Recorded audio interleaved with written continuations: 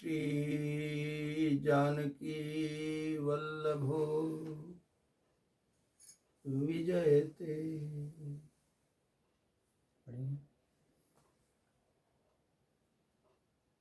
लोकाभिरामं रणरंगधीरं राजीवनेत्रं रघुवंशनाथं कारुण्यरूपं करुणाकरं तं श्रीरामचन्द्रं शरणं प्रपद्ये। मनोजवं मारुततुल्यवेगं जितेन्द्रियं बुद्धिमतां वरिष्ठं वातात्मजं वानरयूथमुख्यं श्रीरामदूतं शरणं प्रपद्ये। श्रीरामदूतं शरणं प्रपद्ये। सुवर्णकूटं रजताभिकूटं माणिक्यकूटं मणिरत्नकूटम् अनेककूटं बहुवर्णकूटं श्रीचित्रकूटं शरणं प्रपद्ये। श्रीचित्रकूटं शरणं प्रपद्ये।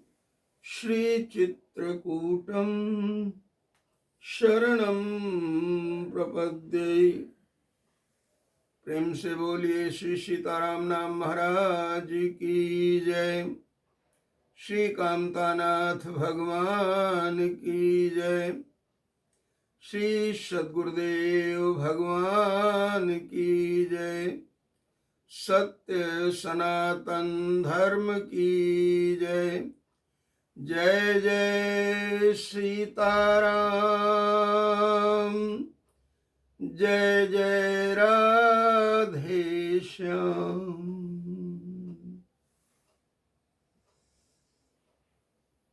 धर्म प्रेमी सज्जनों, भक्तिमती शक्तिमती परम आराध्य मातृ शक्ति, जैसा कि पिछले वीडियो में मैंने संकेत दिया था कि शीघ्र ही धारावाहिक राम कथा का प्रवचन YouTube के माध्यम से आप लोगों तक पहुंचाया जाएगा।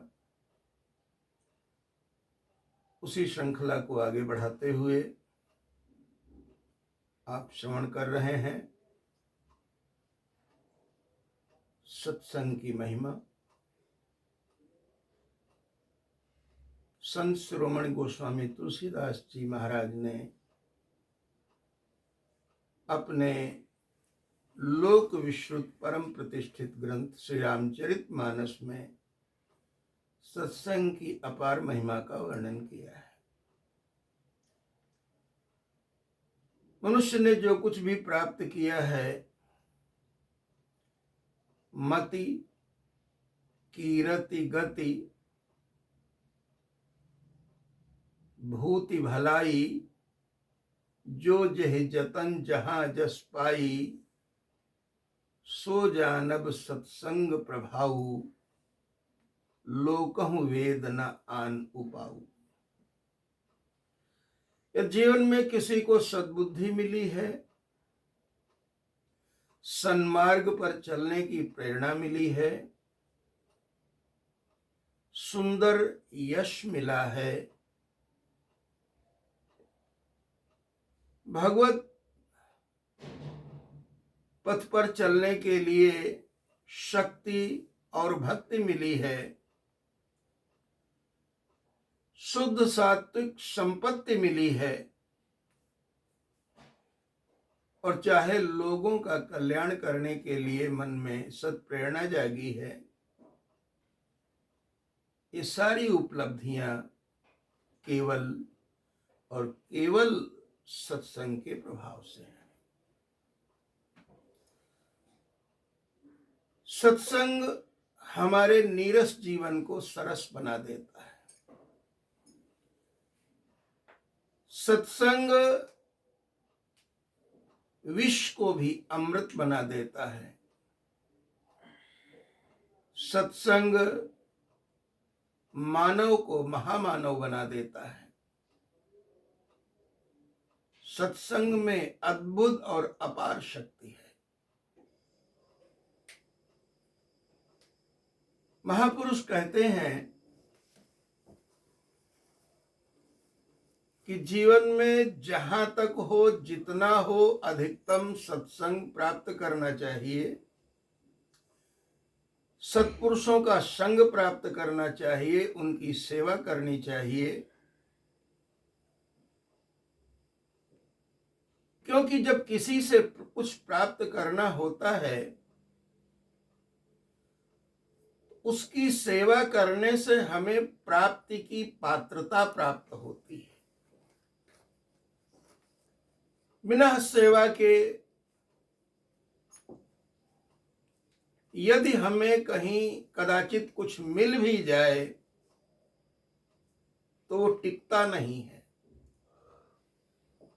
इसलिए हमें मिली हुई उपलब्धियां हमारे जीवन में टिकें, इसके लिए सेवा का बड़ा महत्व है। श्रीमद् भगवद गीता में कहा गया है, यदि आप जिज्ञासु हैं, परमार्थ के पथ पर आगे बढ़ना चाहते हैं, पर आपको रास्ते का ज्ञान नहीं है, बहुत सारी उलझनें आपको उलझा रही हैं, तो आप किसी वीतराग संत के पास जाएं, ब्रह्मनिष्ठ संत के पास जाएं। वीतराग कौन है? जिसके जीवन में राग समाप्त हो गया है, न किसी से राग है, न किसी से द्वेष है। ऐसी स्थिति को प्राप्त संतों को वीतराग कहा जाता है।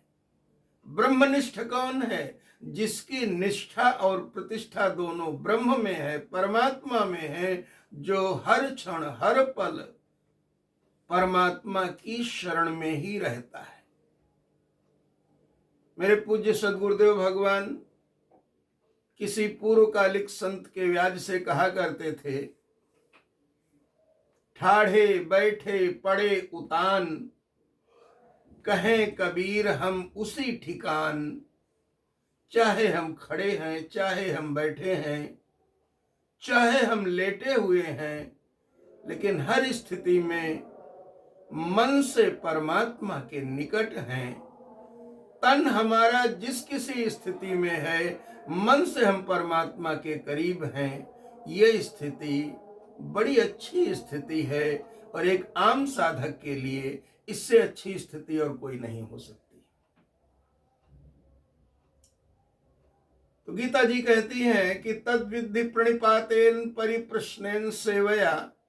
जब आप ऐसे संतों के पास जाएं तो सबसे पहले उनको प्रणाम निवेदित करें। मैं प्रायः सत्संग में कहा करता हूं कि प्रणाम परिणाम को बदल देता है। यदि हमारे जीवन में कुछ बुरा भी होना हो, तो प्रणाम के प्रभाव से, प्रणाम करने से जो हमें महापुरुषों का आशीर्वाद प्राप्त होता है, उस आशीर्वाद की शक्ति से हमारे जीवन में होने वाला बुरा भी अच्छाई में बदल जाता है। और फिर उन संतों की, महापुरुषों की सेवा करें। सेवा हमारे बुजुर्गों के द्वारा सेवा के संबंध में कहा गया कि जो करे सेवा वो पाए मेवा। अच्छी बात है, पर एक बात और भी है कि यदि हम मेवा पाने के लिए नहीं, कुछ पाने के लाभ से, कुछ पाने के लोभ से यदि हम सेवा न करें, बल्कि सेवा में मन लगा करके, ये मान करके कि ये एक पवित्र पूजा है, ये अनुष्ठान है, ये अर्चना है, ये तपस्या है, ऐसा मान करके यदि हम सेवा करते हैं तो प्राणी मात्र की सेवा ही परमात्मा की पूजा बन जाती है। हमारे पास यदि कोई साधन नहीं है, सेवा करने के उपकरण नहीं है, सामग्री नहीं है, तो भी सेवा की जा सकती है। हमारे पास जो कुछ भी है, जितना भी है, पर्याप्त है, जो प्राप्त है वो पर्याप्त है, और उसको हमें सत्कर्म में लगाना चाहिए। संत हमारी सेवा के लिए भूखे नहीं बैठे। हम सेवा करके संतों का, सत्पुरुषों का, गुरुजनों का मात्र सम्मान ही नहीं कर रहे हैं, बल्कि अपना अभ्युदय कर रहे हैं, अपना कल्याण कर रहे हैं। हम उनके ऊपर कोई कृपा नहीं कर रहे हैं, एहसान नहीं कर रहे हैं। एक गरीब को हमने एक कंबल दे दिया सर्दियों में, किसी गरीब विद्यार्थी की पढ़ाई के लिए हमने उसकी फीस भर दी, किसी रोगी के लिए इलाज, किसी रोगी के पास इलाज के लिए पैसे नहीं हैं, हमने उसके इलाज के लिए कुछ पैसे दे दिए, औषधियां लेकर के दे दी। ये हम उन पर एहसान नहीं कर रहे हैं, बल्कि हम अपने मनुष्य होने का परिचय दे रहे हैं। दुर्भाग्य का विषय है कि आज मनुष्य की योनि में जन्म लेकर के भी मनुष्य के अंदर मनुष्यता नहीं है, और बिना मनुष्यता के मनुष्य पशु के समान है। दिन ब दिन हमारे नैतिक मूल्यों का क्षरण होता जा रहा है। दिन ब दिन हम पतन की ओर आगे बढ़ते जा रहे हैं। दूसरों को सुख देना दूर की बात है, दूसरों को पीड़ा दे करके आनंद की अनुभूति करते हैं। ये बड़े दुख का विषय है, और इसका एक मूल कारण ये भी है कि जीवन में हमें सत्संग तो मिला ही नहीं। यदि हमें सत्संग नहीं मिला तो हमारे अंदर ऐसा कूड़ा, ऐसा कचरा, ऐसी गंदगी आना स्वाभाविक है। हजार काम छोड़ करके सत्संग का लाभ लेना चाहिए। केवल महापुरुषों का संग ही सत्संग नहीं है, अच्छा चिंतन, अच्छे साहित्य का अध्ययन, अच्छे लोगों का संग, ये भी सत्संग है। सत कहते हैं परमात्मा को, सच्चित आनंद, सच्चिदानंद। सत कहते हैं परमात्मा को, संग कहते हैं करीब होने को, परमात्मा के करीब होना, यही सच्चा सत्संग है। अब वो चाहे जिस किसी प्रकार से हो, परंतु सत्संग के अनेक उपाय होते हुए भी जो महापुरुषों की सेवा से हमें प्राप्त होता है, वो सत्संग का स्वरूप कुछ विलक्षण होता है और हमारे हृदय पर स्थायी प्रभाव डालता है, हमारे जीवन को बदल करके रख देता है। वो कहते हैं ना, सतगुरु तुम्हारे प्यार ने जीवन नया दिया, मिट्टी के एक पुतले को सोना बना दिया। रंगत बदल गई, मेरी संगत बदल गई, जो अब तक ना मिली थी गुरुवर तुमसे मिल गई। पत्थर के एक टुकड़े को हीरा बना दिया, सतगुरु तुम्हारे प्यार ने जीवन नया दिया, मिट्टी के एक पुतले को सोना बना दिया। ये सत्संग का प्रभाव है। देखिए, धूम कुसंगति कालिख होई, धुएं के कुसंग से कालिख का जन्म होता है, कालिमा प्राप्त होती है। ये कुसंग का असर है। कुसंग का असर है कि गगन चढ़ई रज पवन प्रसंगा।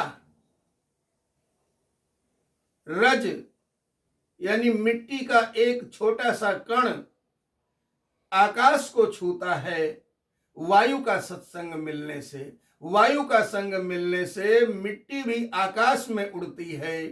ये सत्संग का परिणाम है। और कीच ही मिलई नीच जल संगा।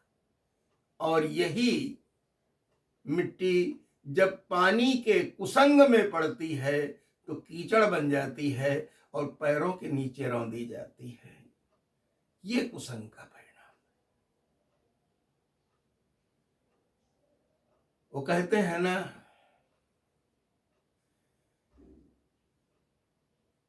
कि संग से रंग चढ़ता है।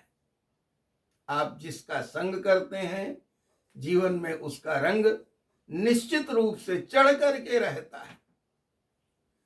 यदि चार लोग कहीं बैठ करके जुआ खेल रहे हो, आप उनके पास खड़े हो जाएं, धीरे धीरे आपकी पहले रुचि बनेगी, फिर जिज्ञासा बनेगी, फिर आपको अच्छा लगने लगेगा, फिर आप खेलना शुरू कर देंगे और पकड़े जाएंगे, डंडे खाएंगे, पेनाल्टी भरेंगे। ये कुसंग का असर है।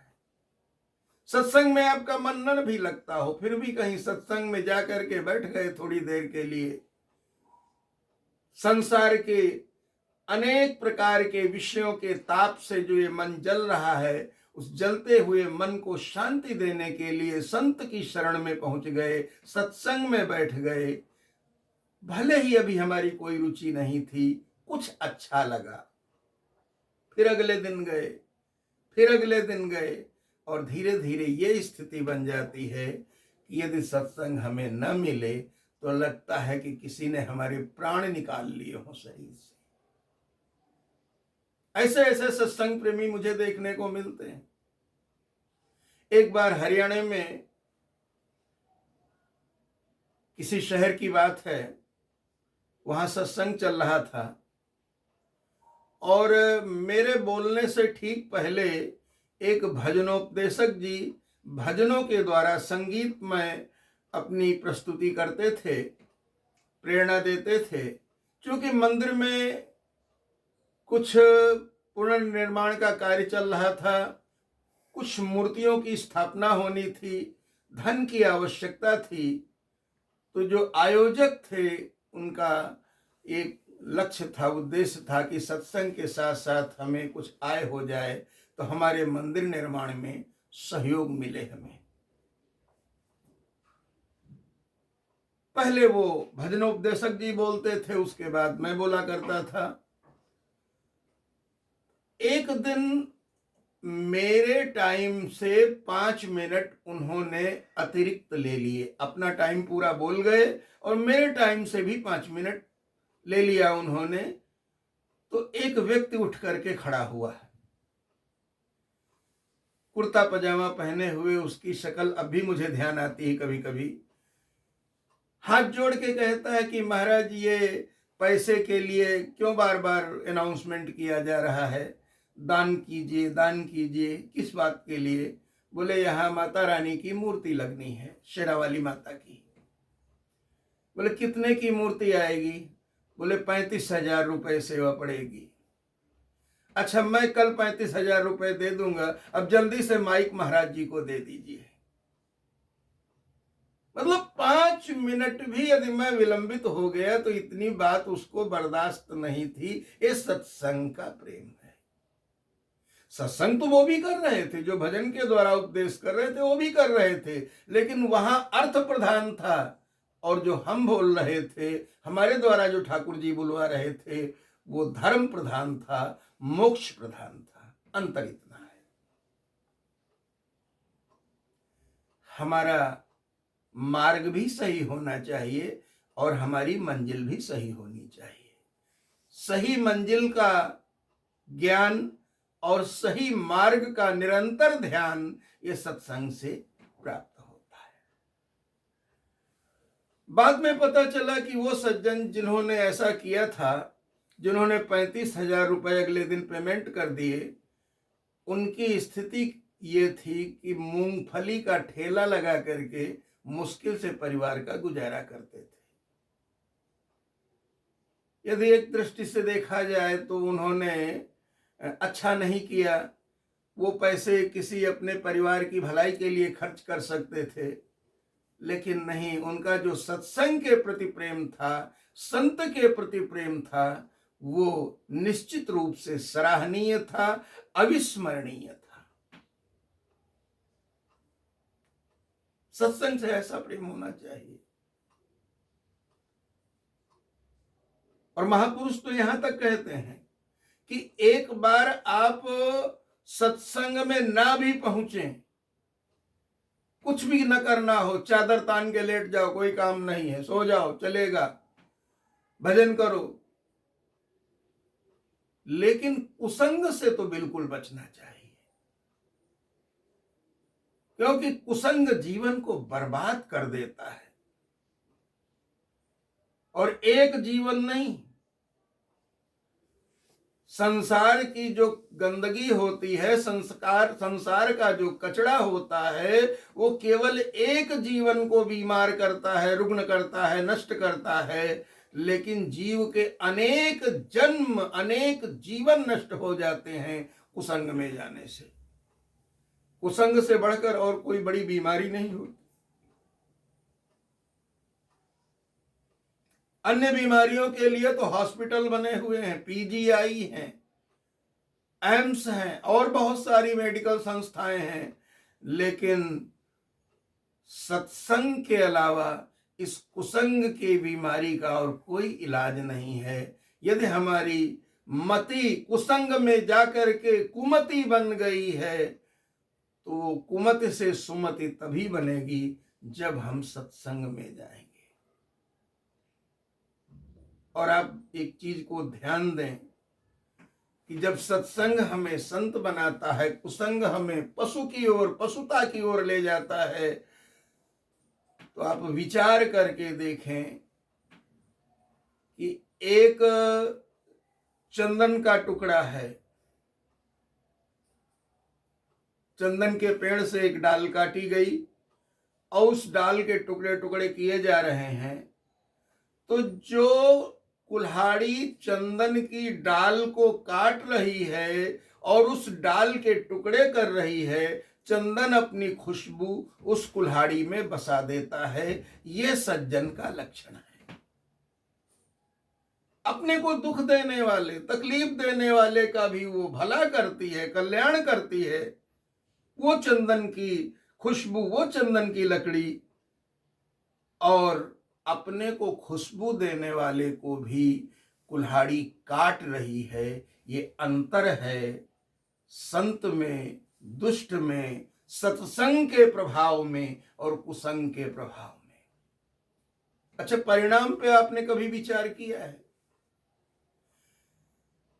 अपने काटने वाले को जो चंदन खुशबू देता है, वो चंदन देवताओं के मस्तक पर भी लगता है,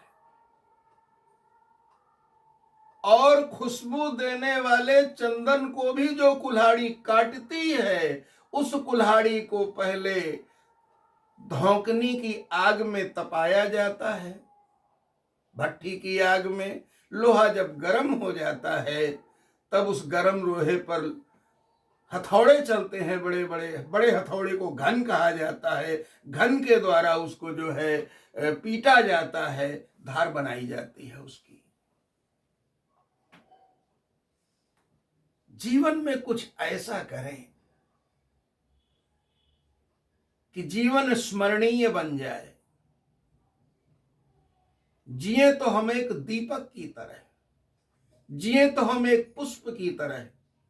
एक फूल होता है, वो जिंदगी भर, चाहे उसकी जिंदगी 4 दिन की हो, अपनी सारी जिंदगी खुशबू बिखेरता हुआ अंत में मिट्टी में मिल जाता है। हम सब ने इस मिट्टी में जन्म लिया है, इसी मिट्टी में मिल जाना है, लेकिन 4 दिन की जो भी हमारी जिंदगी है, वो हम फूल की तरह महकते हुए और दीपक की तरह प्रकाश बांटते हुए जिएं, जीवन धन्य हो जाएगा।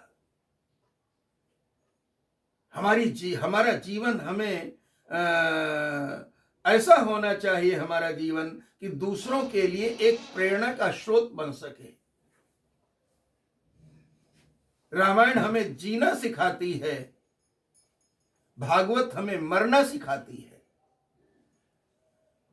रामायण सिखाती है कि जीते जी हम कैसे जिए कि जीवन में हमें मुक्ति का आनंद मिले, और भागवत हमें यह सिखाती है कि हम अंतिम समय में कैसे इस संसार से यात्रा, अपनी अंतिम यात्रा करें कि हमारी मृत्यु ही मंगलमय हो जाए। अक्सर हम ऐसे लोगों को देखते हैं, बहुत बड़ी संख्या में, बहुत बड़ी मात्रा में, कि लोग नाना प्रकार की बीमारियों से ग्रसित होकर के मरण शैया पर महीनों सालों तक मलमूत्र विसर्जित करके और बड़े कष्ट में, बड़ी यातना झेलते हुए मरते हैं। जिंदगी भर दुख झेले, मरते समय भी दुख झेल रहे हैं। ये संसार आखिर एक दुखालय है। भगवान ने जब संसार की रचना की तो ये विचार आया कि इसका नाम क्या रखा जाए। गीता में आता है, भगवान ने इसका नाम रखा दुखालयम। न्यायालय में न्याय मिलता है, भोजनालय में भोजन मिलता है, विद्यालय में विद्या मिलती है, तो दुखालय में क्या मिलेगा? दुखी तो मिलेंगे। मां के गर्भ से लेकर मृत्यु के बिस्तर तक दुख ही दुख तो हैं, लेकिन ये जीवन यदि परमात्मा से जुड़ जाए, संत से जुड़ जाए, सद्गुरु से जुड़ जाए, तो निश्चित रूप से ये दुख परम आनंद में बदल सकता है, इसमें कोई दो राय नहीं। आप विचार करें, क्या हमें ये जीवन केवल दुखी होने के लिए मिला? एक बार एक संत बोल रहे थे संत सम्मेलन के मंच पे, हमें उनकी वो बात बड़ी अच्छी लगी। वो वृद्ध संत कह रहे थे कि भैया, सारी जिंदगी जोड़ने में दुखी हुए, दो पैसे जोड़ करके मकान बनाया, दुकान बनाई, खेत खरीदे, या जो भी किया तुमने, सारी जिंदगी जोड़ने में दुखी हुए, अंत समय में छोड़ने में दुखी हुए, क्योंकि अंत में सब कुछ छूटता है। विचार करो, सुखी कब हुए? क्या हमें यह जीवन केवल दुख में जीने और मरने के लिए मिला था? क्या हम सुखी हो ही नहीं सकते थे? या सुखी हो तो सकते थे, लेकिन सुख जैसे मिलता है, उस सुख के रास्ते पर हम चले ही नहीं, उस सुख से हम परिचित ही नहीं हो पाए। क्योंकि सीधी सी बात है, मिलता है सच्चा सुख केवल भगवान तुम्हारे चरणों में। ये विनती है पल पल छिन छिन रहे ध्यान तुम्हारे चरणों में। चाहे अग्नि में हमें जलना हो, चाहे कांटों पे हमें चलना हो, चाहे छोड़ के देश निकलना हो, रहे ध्यान तुम्हारे चरणों में। चाहे संकट ने हमें घेरा हो, चाहे चारों तरफ अंधेरा हो, पर मन ना डगमग मेरा हो, रहे ध्यान तुम्हारे चरणों में। क्यों? मिलता है सच्चा सुख केवल भगवान तुम्हारे चरणों में। ये बात समझ में आ जाए, इंसान कभी भी गलत रास्ते पर नहीं जाएगा। सुख पाने के लिए दूसरों को कभी दुख नहीं दे सकता है। पर यह बात समझ में आए तो कैसे आए? क्योंकि जहां ये बात समझाई जाती है, उन सतगुरु के दरबार में तो कभी हाजिरी लग ही नहीं पाई। काश यदि वहां हाजिरी लगी होती।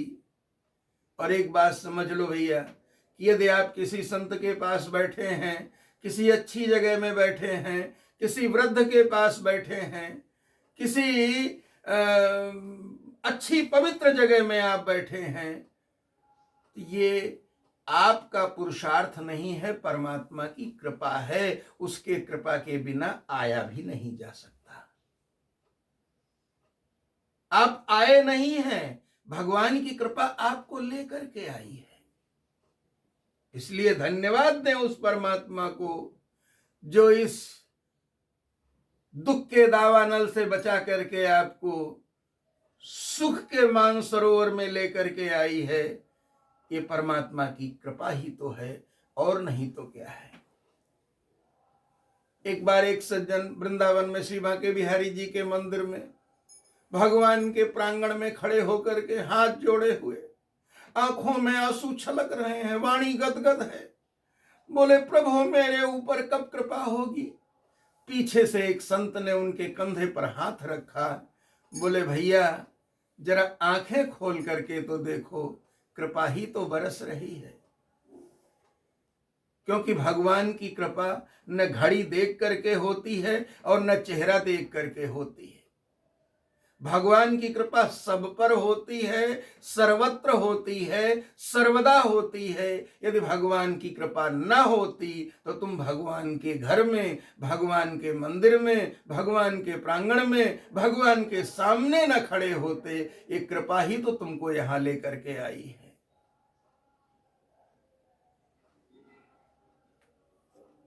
आपको ये कृपा हमेशा ऐसे ही मिलती रहे, आपको सत्संग हमेशा मिलता रहे, आप बुराइयों से हमेशा बचते रहे।